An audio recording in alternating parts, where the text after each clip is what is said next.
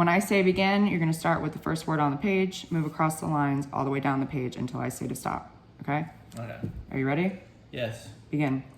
Most farmers dislike groundhogs because groundhogs have only one purpose in life, to dig. The groundhog digs everywhere, under trees, barns, and even houses. Everywhere it digs, it leaves holes that tell of its passing. There are many tall tales about farm buildings, equipment, and even families disappearing in huge holes dug by groundhogs.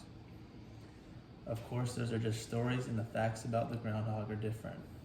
Groundhogs are inactive during the daytime. They eat mostly greens and grasses and are strict vegetarians.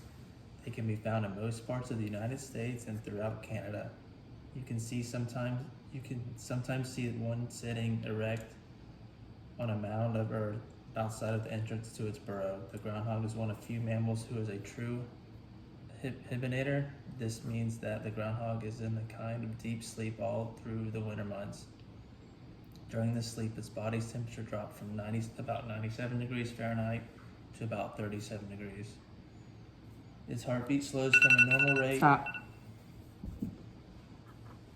Hibernator. Okay, the second one.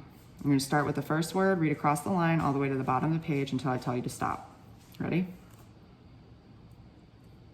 The praying mantis is an extremely strange insect. In fact, some people say it looks frightening or weird, while others regard it as a terrifying monster because it is so unusual.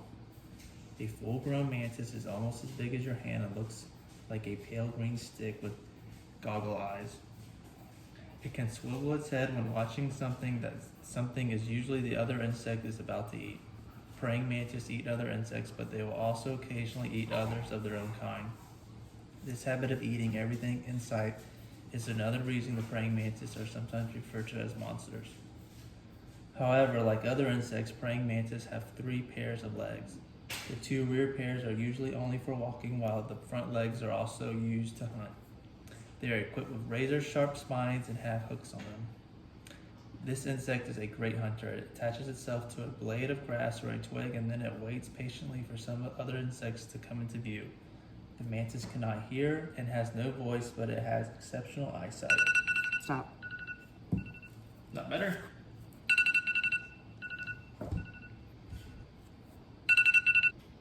All right, last one. Start with the first word on the page, read across the lines all the way to the bottom until I tell you to stop. Are you ready? Yep. Begin.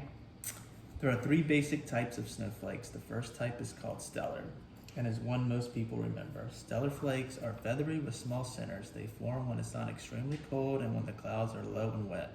Because they cling together when falling, it sometimes appears as if stellar flakes are descending in great downy clumps. The second variety of snowflake is called a plate snowflake, and its formation appears almost rock solid in compact configurations with 6 clearly seen outer edges. Plate flakes form when it's extremely cold and when clouds are elevated and almost dry. The final type of snowflake is a combination of the other 2. It has a plate-like center with feathery arms. Even though there are 3 types, each individual snowflake is truly unique in its configuration because each snowflake is actually the combination of thousands of ice crystals. In a cloud, water droplets are attracted to frozen particles. The frozen particles then develop into a snowflake crystal by crystal until the snowflake is heavy enough to fall to the ground. Snow does not. All right, I'm done. Stop.